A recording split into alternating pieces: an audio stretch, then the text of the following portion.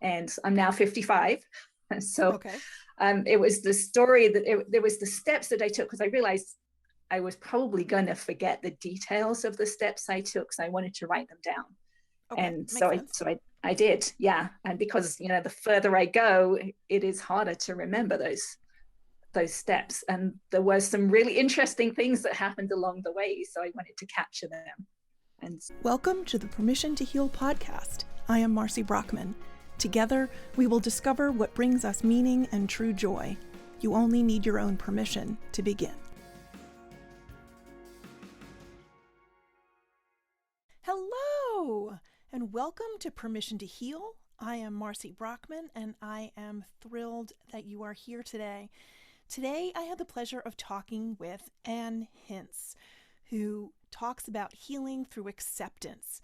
She, very interesting, has developed the ability to sense inside her body and release physical tension stored in her connective tissue to heal her body and her mind. By changing, we can change ourselves along the spectrum of awareness and feeling and healing and peace through tapping and through internal awareness inside our bodies that stores the tension and the feelings, whatever the feelings or emotions are that we are holding inside from different experiences throughout our lives. She writes about all of this in her book, A Pathway to Insight, that explains the steps that she undertook to get where she is today. And her ultimate goal is to teach this particular path to inner peace that we all really need. So she's a very interesting woman and has a lot of awareness and deep insight into herself and the human experience. So here's the episode. Hi, I'm so excited to share with you the new Permission to Heal bookshop on bookshop.org. We all know how important it is to support our local and independent bookshops, and I've created a podcast dedicated bookshop on bookshop.org. So just follow along with me at Permission to Heal bookshop on bookshop.org. The link will be attached to the post, and you can have access to the entire catalog of books by my expert guests. You can just click and order from the independent bookshops and support everyone. It's pretty awesome. I've also put a bookshelf with my own Permission to Land books on it, and all sorts of books for inspirational help and books that I love. So join me on bookshop.org with the bookshop, the Permission to Heal bookshop.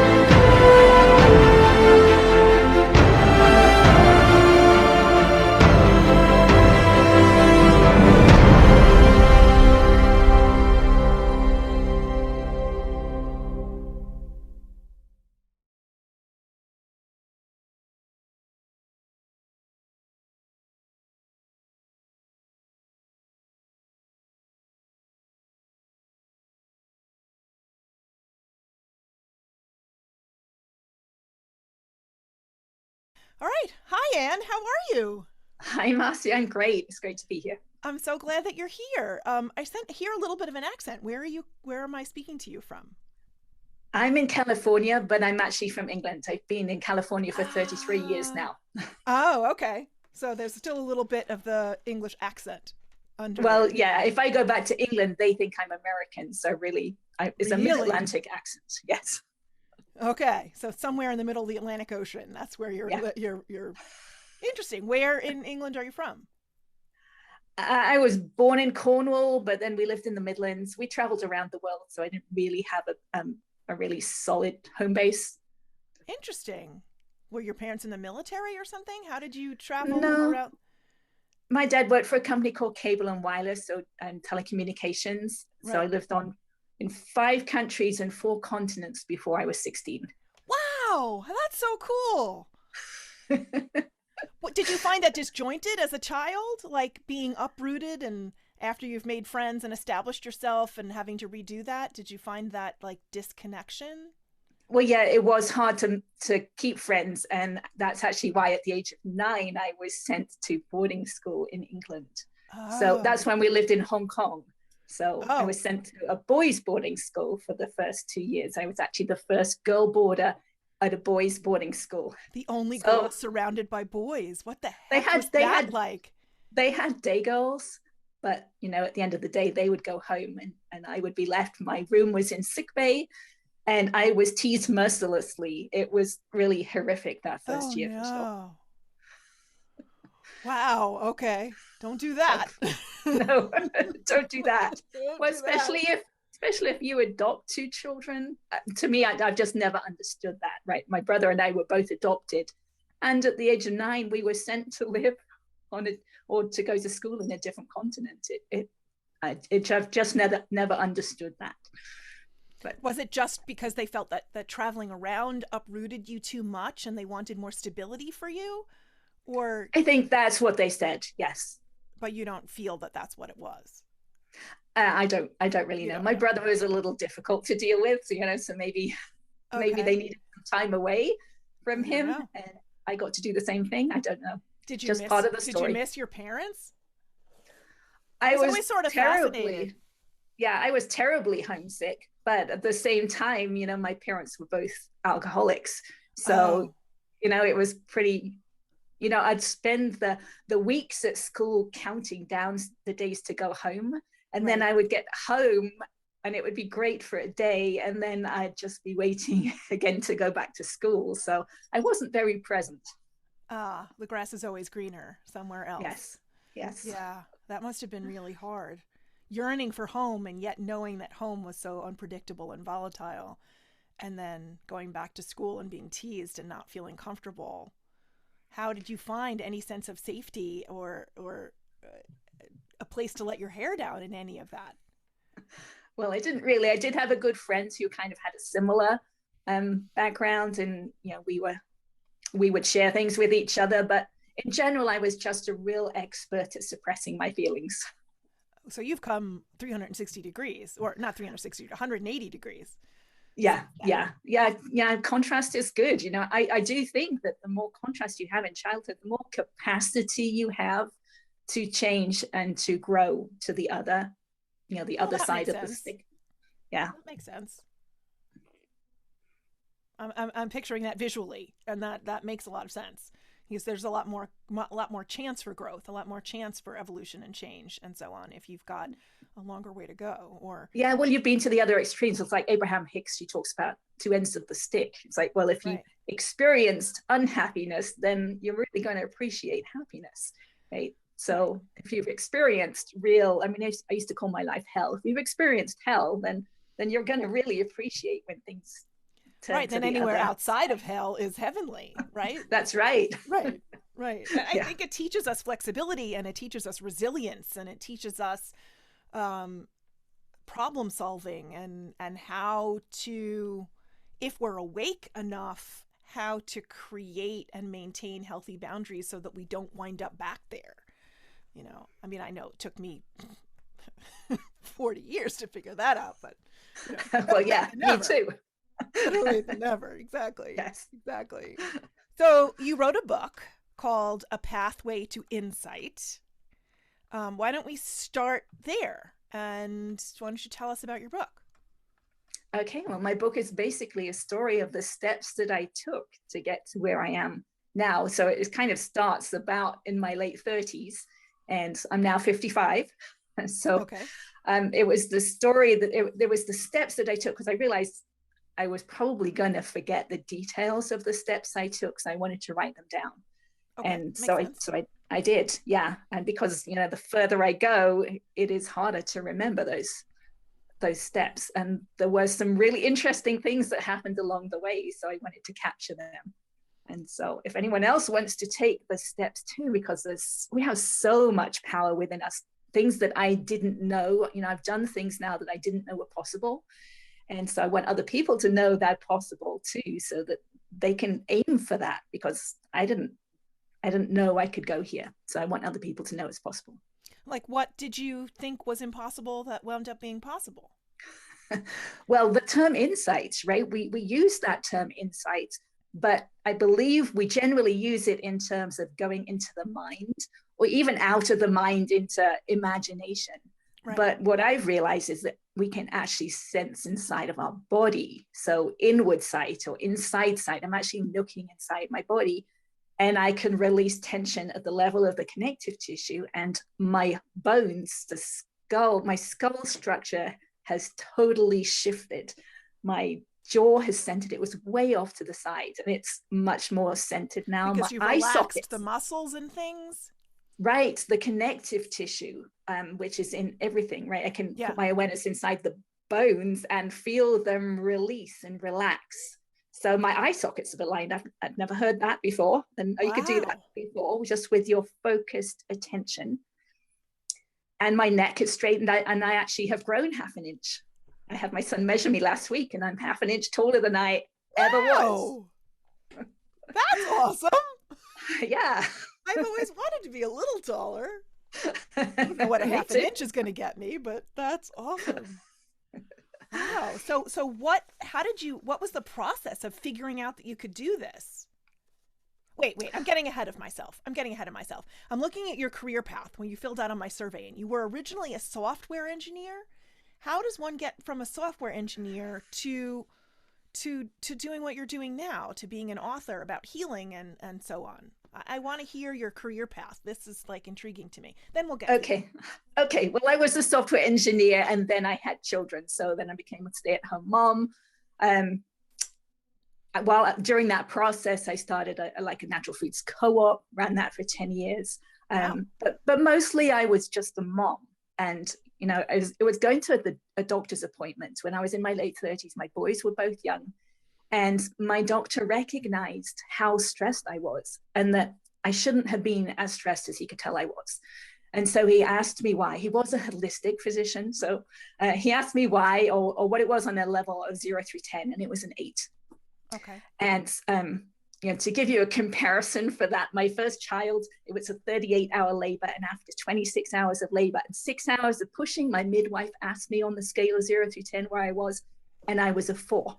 So comparison, at 8 was really very stressed. Yeah. So he asked me why it was, and I knew straight away it was because when I was 19, I'd walked into the bathroom one morning when I got up and found my mother dead on the bathroom floor. Holy crap. So when he asked me what it was, the tears from that event, which was 2 decades earlier by then, the tears were still just under the surface. Wow. And so he used this weird technique with me called EFT, which is short for emotional freedom technique, also called tapping.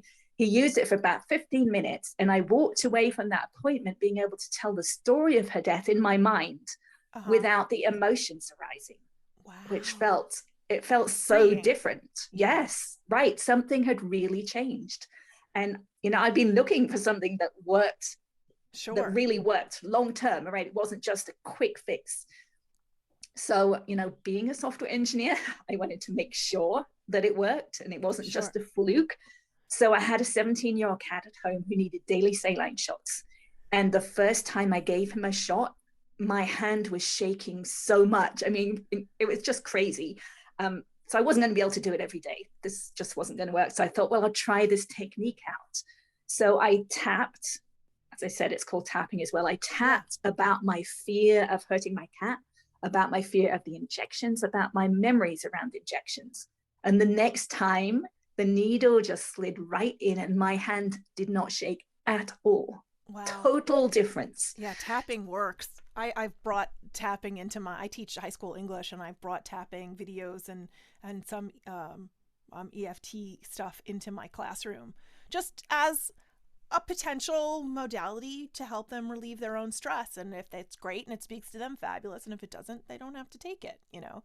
But I'm trying to like introduce stuff to these kids because we're in the middle of 2 years of COVID pandemic stress. And yeah. Anyway, I interrupted you. That's great. That's okay. So I started using it every day. I started noticing when I was emotional during the day, and I would tap and let those feelings pass through. But I wanted more, and I knew there was a process where you could write down all your traumas and go through them one at a time. Mm-hmm. So I did. I wrote down every emotional memory I could think of from childhood and earlier in my life, and I tapped through them one each night for about an hour to an hour and a half each night. Wow. And I intense. found, I really wanted change. And I found my mind becoming quiet. I found all the words that I'd been using. I noticed those words inside my head that I'd been criticizing myself and judging other people. And I hated judging other people. But I found those words had been my dad's words that I had programmed into myself in childhood. Wow. But I couldn't see that until they were gone. Right. Until my mind was emptied of them. And then I could look back and see, oh, they were dad's words. And I just replayed them over and over. Mm-hmm. So a lot of kids do that because it's what they grow up hearing. Yeah. So to them, that's what people say. That's the normal. That's the template that they have. Absolutely. That's the programming. So I was reversing that programming. And I actually I remember opening the front door of the house and feeling like I was living in a different reality. Because things in my mind just wasn't talking the way it used to talk. So it was really fun just to notice the changes. And so I wanted more. Yeah. I'm kind of determined sometimes when something's working. So I realized that I had become aware of my emotions. Like during this process, that's what EFT does. It wakes you up. It actually opens up the subconscious mind. So then I started to become aware of the physical sensations underneath the emotions, right? Every emotion, which is a word like fear or anger or sadness, underneath it, there's a selection of physical sensations. So like, you know, if you're angry, you're probably holding yourself tight. You might be holding your jaw tight. Yes, right? Those are the physical sensations. And we get programmed as children, right? Our parents will say, oh, you're angry, or you're sad, and then we dissociate from the physical sensations and we start to use the words. Right. So this is reversing that process. So I was becoming aware of the physical sensations, and at that point, I felt like it's the physical sensations behind emotional intelligence. Right. Really. It's actually a deeper level of awareness. Right. It's the same kind of thing, but it's a deeper level of awareness. And then I started to. I didn't feel like I needed EFT anymore. But I was in a group and this guy said, it's not about meditating. You don't have to meditate. It's just about feeling your feelings. And he would say this every week, but I didn't know at that point what feeling your feelings meant. So I'd done enough EFT at this point. So I thought, okay, I'm going to try and do what he says. I'm going to try and feel my feelings. So how do I do that? Because I was an expert. That's the big question. How do we do that? Right. So I would stand at the kitchen sink and I would find myself thinking a thought that was emotional, some emotion there. And then I would feel that. Okay, so I'd find those physical sensations. Normally for me, it would be in my solar plexus somewhere. And then how to feel them. So I would actually have to hold myself like a statue and actually have to hold my breath in order to keep that sensation there, because it would want to squirm away. It would want to suppress again. It wasn't used to actually being felt. So I'd start talking to it in my mind. It's okay, I can feel you right there. I can feel this tension right there in my solar plexus. It's okay. It's okay to be felt. You can just stay there. I'm just going to feel you. And it would take a little while. I'd talk to it. And at some point I'd have to take a deep breath. And at that point, there would be a shift. something would shift. It was same thing with EFT on the outside, but this is working at a deeper level. And then I would bring the thought back to mind again. How does it feel? Does it feel any different? And then I'd do the same thing again. It might have shifted somewhere else in my body, or it might be the same, but not as intense. And I'd do the same thing again. And I would keep doing that until the thought had just, the emotions underneath the thought had dissipated. And then there was freedom. That's freedom there. Yeah. And then I keep doing the dishes. So it took a long time to get the dishes done because this was, took a while to do. But then I noticed doing the dishes is a very mindful thing. You've got the sensation of the water and the soap and the noise, and you're actually doing a task that in order to do well, you have to focus on, but it's mindless at the same time. I find it a very meditative sort of thing. So I read and that then you can notice, a lot with me. Right. Then you can notice the thoughts you're having and notice if there's emotions there. Yeah. So I would do this. So instead of doing EFT at night, I would start lying on the sofa. I want to start feeling these feelings. And I've done so much in my past. I now started working on collective traumas, right? Because we all have our own experience of collective traumas. Mm-hmm. So like things like 9/11, we all had some experience there. Right. And so I would feel those feelings and let that tension pass through. And, it was pretty interesting, some of the things that happened along the way, but eventually I became able to actually hold my awareness inside my body once the emotions, the sensations had dissipated, which was really weird. I can see the expression on your face. I'd never heard of it before. No. So explain this to me. Take me down a level. So imagine you have a toothache or a stomachache, right? You can pinpoint it with your mind. You know where it is. But once that toothache or the stomachache is gone, you can't pinpoint it anymore because it's not there. It's not there, right? But I found I could hold my awareness I can now keep my awareness inside my tooth roots, right? I can feel inside there and I can move my awareness around. So yeah, really weird. I'd never heard anyone describe it before. So I didn't really know what I was doing, but I figured it's the next part of the journey. So I'll just keep going. Right. So then I would start, I could notice where there was tension on the inside. And this is physical tension. I would do the same thing. I'd hold my attention on it, just allow it to be, not try and change it in any way, just hold my attention on it and it would dissipate. And then I'd do it again and it would dissipate once some more. So at some point I actually could keep my awareness inside my head. And at this point, because it's so close to my ears, which is just a weird thing to say, but but it is. So I would release enough tension that I could hear something release. It sounded and felt like old fabric ripping. And I did research at this point and realized, okay, so it's the connective tissue that is releasing its bonds where it's been bound. And, then I just kept doing it. Again, it was kind of scary to begin with because I didn't know what I'm doing. Am I hurting myself? I don't know. Well, but I figured hurt, you're not, Right. And it felt relief, right?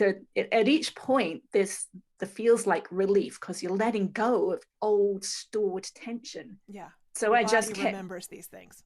Yeah. So I just kept going and, now I'm releasing really deep tension inside the bones and the teeth and my neck.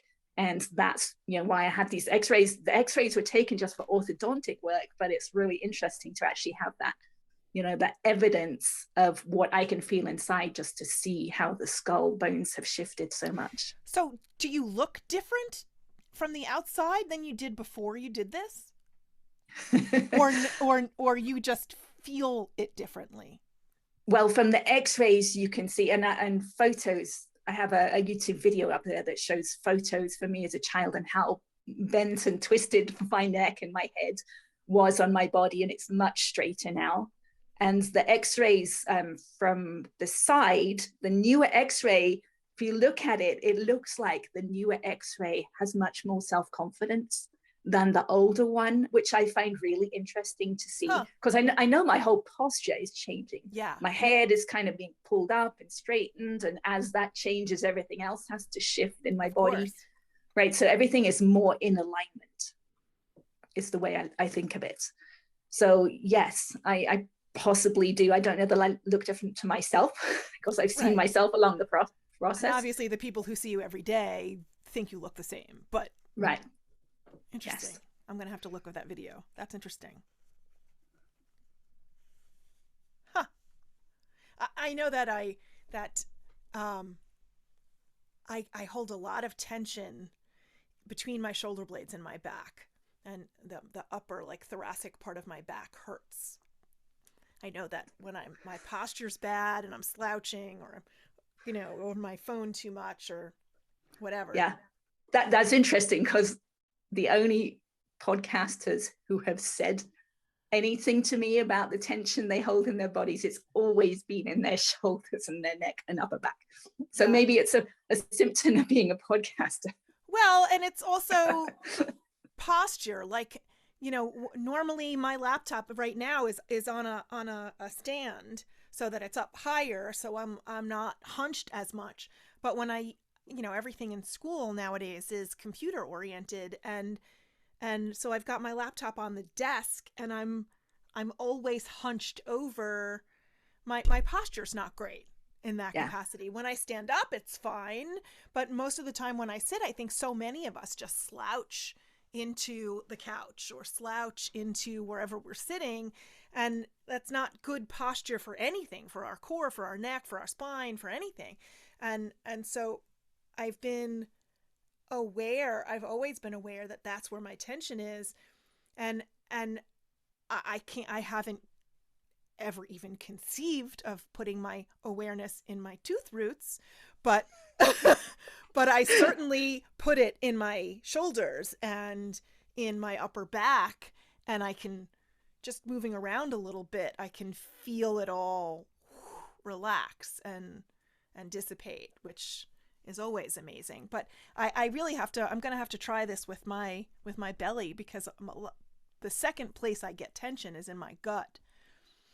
So the thing with EFT, or with the feelings, is always to work on the most of what it is that you're experiencing right now, right? So because it's a very much a layer by layer process. So if your shoulders are calling to you, because that's where the tension is, that's what you'd want to work on first. Right. And then once that relaxes, then maybe the most intense thing becomes the stomach, and then you'd work with that. So it's so much a layer by layer process. I didn't understand that quite to the extent that I do now. So, sometimes if I'm working somewhere in my cheek here, it'll actually release in other places in my body that I would not have put my awareness on. Huh. Right. So I don't necessarily know where the body is going to release, but I put my awareness where I'm being called the most to first. Interesting. I'm trying to create like a metaphor for that in my own life, or like an example of that. And the only thing I can think of really is that I've been doing, excuse me, for the last few months, I've been doing reformer Pilates. And I always have like really tightness in my piriformis muscle and in my inner hip, and while I was doing some stretching for that, stuff in my upper back shifted and in my legs shifted. When I was finally like getting rid of some of the tension and the tightness, then suddenly I was able to stand up and walk better, because my lower back wasn't being impinged by the other muscles in my hip. I don't know.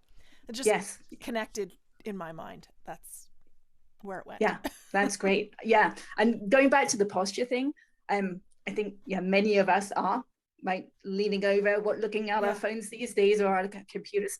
One thing that was interesting to me is none of this work on my posture was conscious. Like, I was never trying to do any of this posture work. It just happened as a consequence of letting go of this inattention. Right. I just feel my body being pulled upright. So actually, kind of it reminds me of the positive thinking, right? That what we're hearing about the toxic positivity, right? If we try and think something that we're not really wanting to think, then we're actually suppressing what it is underneath, what we're actually feeling or thinking underneath. Mm-hmm. And the benefit or the power is in actually accepting what we are really thinking or feeling underneath. So that's the same with the posture. If I try and put myself in a good position, then I'm actually suppressing the tension that I'm really feeling underneath. And if I let that tension that I'm feeling underneath go, then I will automatically be in a better position. I see what you're saying. It's like backwards of what I've been doing, or what I've been doing is backwards of what you're saying. Interesting. So how do you do that? How do you decide? How do you know what the what's causing the tension? How do you figure out how to release that? What Right. thought Well, that's process this. do you go through? That's this deeper level of awareness, right? The level of awareness I have now, I could not have done this to begin with. That's why I wrote these steps down. That's why I recommend EFT as a starting point, because Okay. we pretty much know, even if we don't know how we feel about something, right? If we don't know the physical sensations, even if we don't know the emotion, we probably know what happened, right? So we know that at the level of the words, right? I knew my dad shouted at me. I Right. might not know how I felt about my dad shouting at me, but I knew my dad shouted at me, so I could tap on that level first, and that would Right. open up how I felt about it. And at a deeper level of awareness, then I could feel, okay, I was feeling scared when my dad shouted at me, and when I was feeling scared, I could feel that tension, right, in my solar plexus. Right. Then I can work at a deeper level once I have that awareness. But until I have that awareness, I can't get there. Right. So EFT is great to begin with.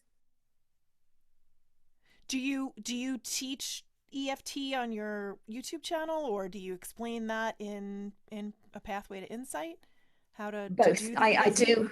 I do have one video on my YouTube channel, and I do talk about it in my book, because that was my biggest step, because I got rid of so much tension that way. But Right. there are thousands and thousands of videos, as you probably know, Yes, about absolutely. EFT on the internet. One thing to be aware of is a lot of EFT practitioners move towards the positive. They try and instill the positive, where the power in EFT is letting go of the negative. And because I know at this point it's the negative that is actually stored in the body, and underneath the negative, the light's already there, right? It's already positive underneath the negative. So it's really the negative that we need to work on and let go. Right. I'm writing that down. And that's what EFT does, right? It works with the stuck energy that's in the body. And we don't stick the positive energy in the same way. It's the negative energy that's stuck in there. Yeah. I know when I was writing my book, the first draft of my memoir was pretty easy to write. I mean, I 120 some odd thousand words just flew out of me in like 6 weeks, and when I sent it all to my editor, his response for most of it was that I didn't dig deep enough, that I was staying too superficial, and that I needed to dig deeper. And so he was asking me all sorts of very specific questions at various points, and I found that I had to. And I've been keeping journals since 1983. And so I went back to all of my old journal entries, and I reread to re-experience what I felt and what was going on in through the years. But I had this, I don't know what you'd call it. I'm just going to explain it. When I was trying to remember an incident or what happened, an experience or some sort of altercation or something that happened when I was a kid or an adolescent, I found myself, like, I would close my eyes and breathe, and somehow on the exhalation, I physically moved, and I found my thoughts like rolling into my body, and I was able to sort of go back in time through the trauma and feel that thing again. And And I was able to then describe how it felt and what was going on, and hear it and taste it and smell it and all that sort of thing, so that I could really dig deep and express that situation and what happened. But I think in some respects it's akin to what you were doing, even though I didn't know that that was really what I was doing, because it Yeah. did release, 50 years of stored up crap, for lack of a better word, and it was really tough. I was very emotional and very overwrought, and thank goodness for my therapist and my amazing husband. And I was really processing for the first time all of that stuff that I had suppressed and just pushed down. And isn't it amazing how we store all of that amazing. inside of us? Yeah. Amazing. I mean, that's the only place it that's the doesn't only place live it could outside go. of us. Right. Yeah. Yeah. I do think because of the work I've done in my face, our faces are so much a part of our history. It's all stored in the fascia, the facial expressions. So I think you were probably putting yourself back in that physical posture that you held those memories in and allowed it to release. Yeah, Yeah. I used to hide. Like, my parents had a very volatile marriage, and it was miserable for them and miserable for me as an only child living through that. But I used to cower, probably in a ball, which is where that posture comes from, in my closet with a pillow and a teddy bear. And I would hide in my closet and wait for the tornado to stop. And that maybe I never connected it until you were just saying that may be where that posture came from and how I could roll back into myself. Yeah, interesting. Yeah. That was good work. Thanks. I did have one moment that was just so extraordinary. I was meditating during this time, and I had this image of myself as a 50-year-old, or I was 51 when I was writing, 52 when I was writing, going back and hugging the elementary school age version of myself, let's say 8 or 9 years old, and telling her it was okay, that she wasn't wrong, that she could trust herself, and it was all wind up being okay. She didn't have to worry about, she would always be safe. Even if she didn't feel safe, she would always be safe. And I did this, they call it reparenting. And I just, it was a really beautiful thing. And I felt taller. I don't think I was, but I felt lighter and more liberated afterward than I had before the meditation. It was really a very amazing thing. Nice. We do that sometimes with the tapping, with EFT. We actually tap on we can tap on anyone else out here, like imaginary person, and the imaginary younger version of us, and tap on them to let the emotions dissipate and then bring them back into us. So yeah. And I love that you said about feeling lighter, because I do believe this is an enlightening process, or the enlightening process is a process, right? And it's on multiple levels. So there is the feeling of being lighter because we're letting go of the baggage and the or heaviness the stored of energy. that negativity. Yeah. Yeah. I remember feeling heavy for decades. Like, just felt so heavy. And it was really nice to actually start to feel lighter and more and less highly strung. Buoyant. Yes. Easy to laugh, right? Not, yeah. And but then there's also the process inside, right? Because I can sense inside now. So I know once we've let go of the tension, which I know that it was dark and underneath is light. So it is actually, a sun, that form of lightness inside as well. So it's an once enlightening process. Once you excavate the darkness, the light is there. Yes. Yeah. That's amazing, Anne. Thank you. It's fun to know this stuff now, right? To understand it. I used to like the idea of the law of attraction, the way people use it for manifesting, sure. but actually now I have a deeper understanding of it. It is working all the time, every second of every day. But I think of ourselves as being a signal. All of us, every single part of us is a signal. And the biggest part of that signal is that stored energy inside of us, the stored memories. And if we let go of that, then our signal is very different and we start attracting something different into our future. So even tapping for like 5 minutes is going to change our current signal and therefore change our future. Huh. So I started asking myself about that before. That's very true. I started asking myself during the day, how am I feeling right now? And do I want to feel this way again in the future? And if I don't, which was most of the time, then I would do something about it, even if it was to take a deep breath or to tap for a couple of minutes, so that I'm changing how I'm feeling right now to be more peaceful. So I'm attracting peace back into my future. So do you have more times in your life now where you ask yourself that question and the answer is yes? That you do I want to feel this way again now? I don't really ask myself it anymore because I'm actually pretty peaceful these days. Oh, and good. I'm very aware if I'm not. I catch it. To begin with, like years ago, it was really hard to catch. And I'd maybe only catch it once or twice a day. Right. But now I pretty much catch it whenever.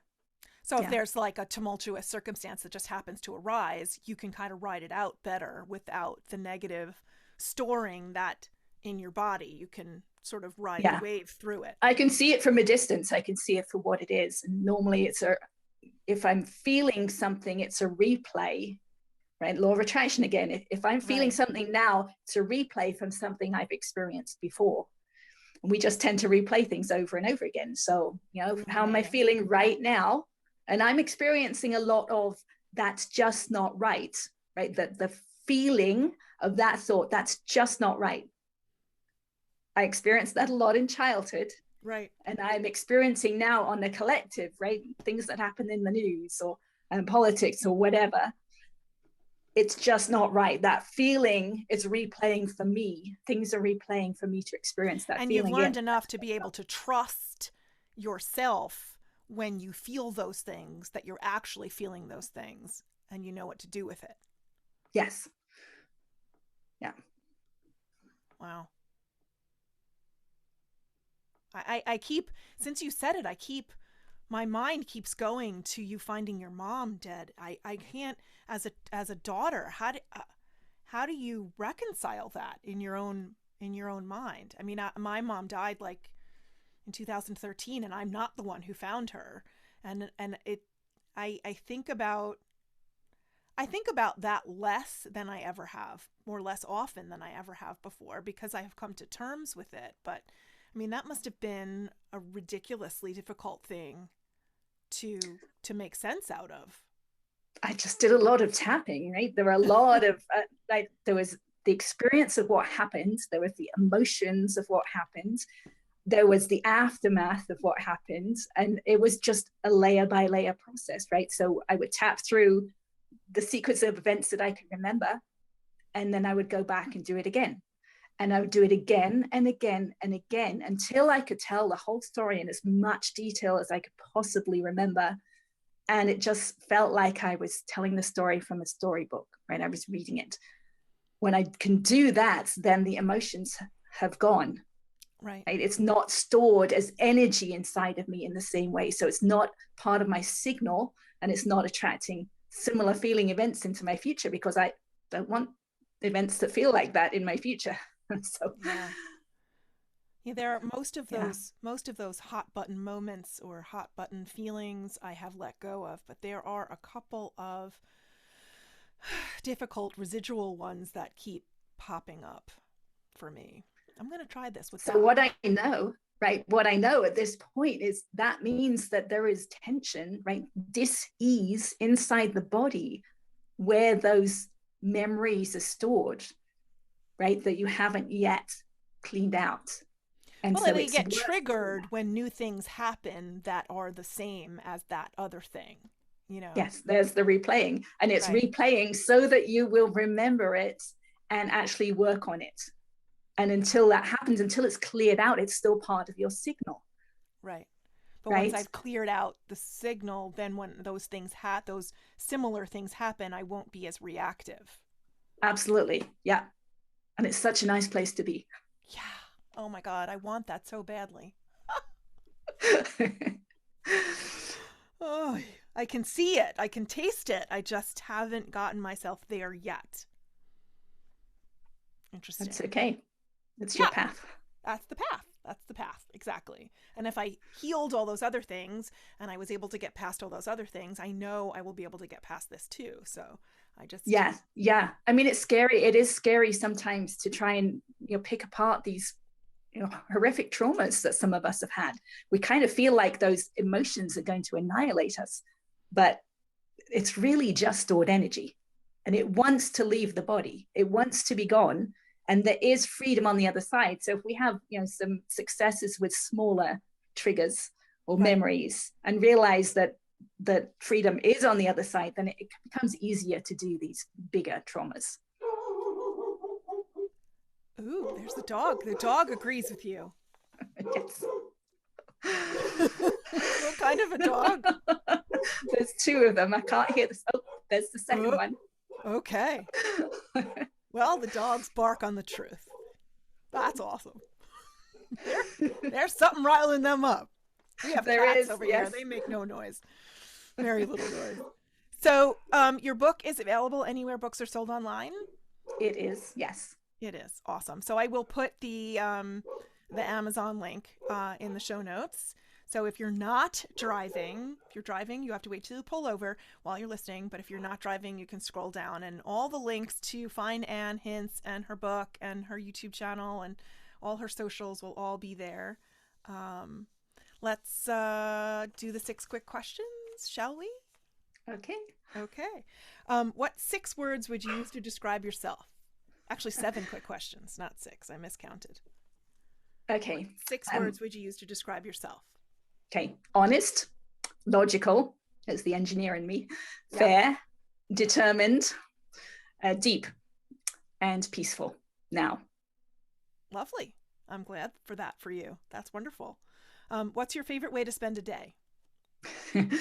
I'm actually pretty happy with any way to spend the day these days. I used to be someone who would always look forward to something and kind of miss out on the current days, but I actually love all my days.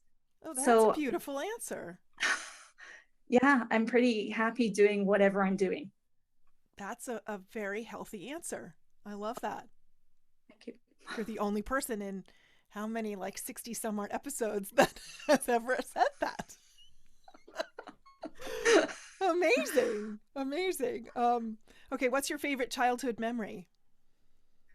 Okay, I don't have a huge number of positive childhood memories, but when we lived in Hong Kong, I did used to love the Chinese food, and my dad would take us occasionally to dim sum, which is the lunchtime food. Yeah, and he was always happy with me when I ate plenty of food, so it was a win-win situation. So yeah, it was probably. Were you a difficult eater?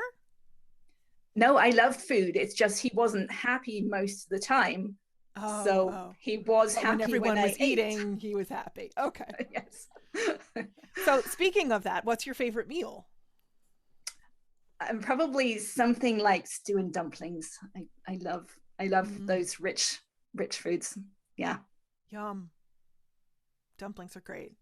You put anything in them. They're just great. Yeah. Okay, what one piece of advice would you like to give your younger self? Okay, I'd like to give her 2, if that's okay. And the first one, the first one is a little weird, and I will explain it. I would ask her not to wear any tight clothing. I used to wear a lot tight belts because I don't have a slim waist, and my mother had a really slim waist, and it's I used to wear tight belts, and bras that I used to wear as a child had those pieces of metal in. Yeah. But now I believe our soul is contained in our connective tissue. I believe I'm moving my awareness through the connective tissue, and that is where our soul resides. And when we wear anything on an ongoing period of time that's restrictive, that's holding that connective tissue down, then that's going to affect our futures. So I wish I had not done that. Wow. So that's the first one. The second one, I would love her to know that emotion is just stored energy, and it just wants to dissipate, and to allow it to happen. Beautiful. Yeah, I used to do the belt thing. I don't do the belt thing. I have a whole drawer of belts. I never wear any of them. And I just this past year gave up underwire bras.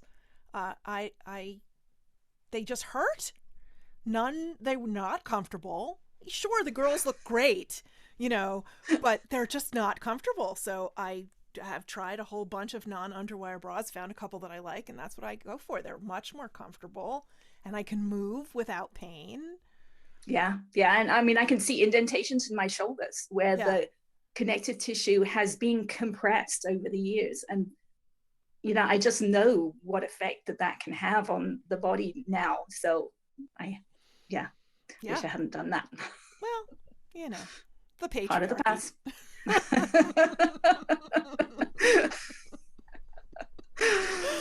Okay, number 6. What is the one thing you would most like to change about the world?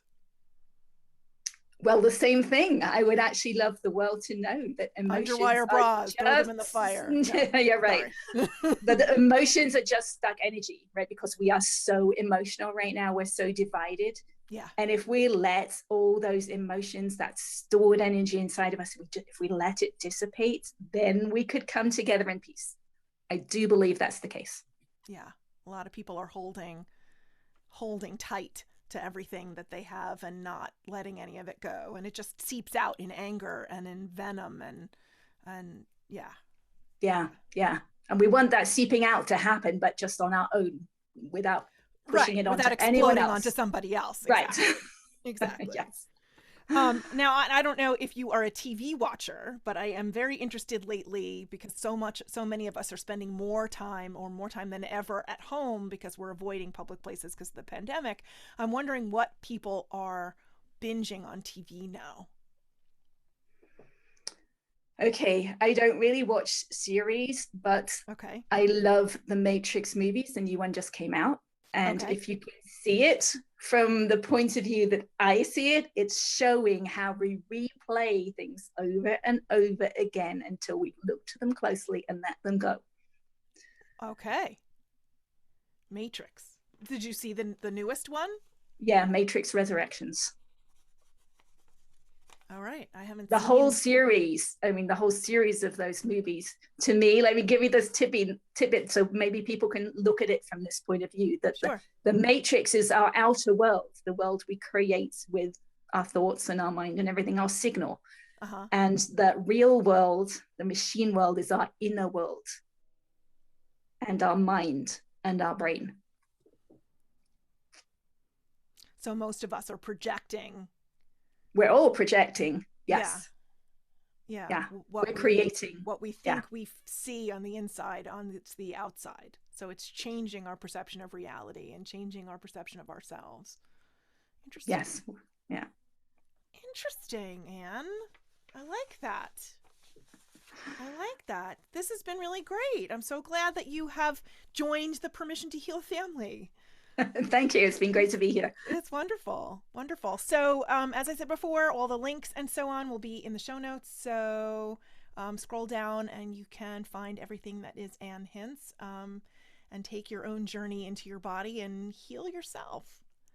Thank you so much, Ann. This has been really great. Thank you, Marcy.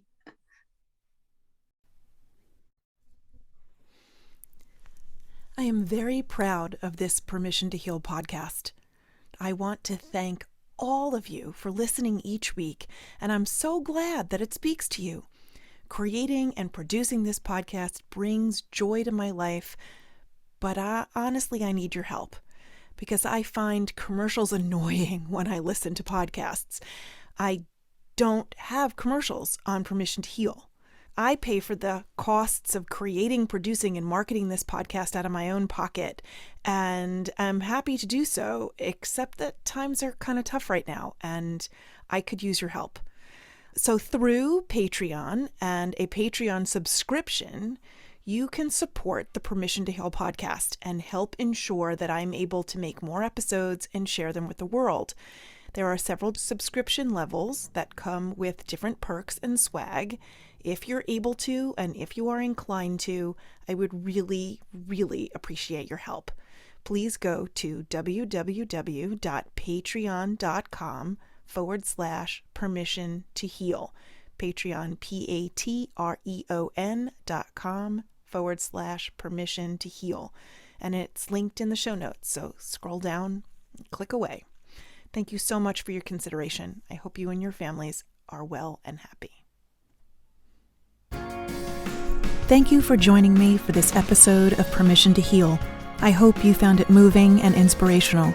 Please remember, you don't need anyone else's permission to trust and follow your heart. You have the power within you. Subscribe to Permission to Heal so you don't miss any new episodes, and please share this with your friends.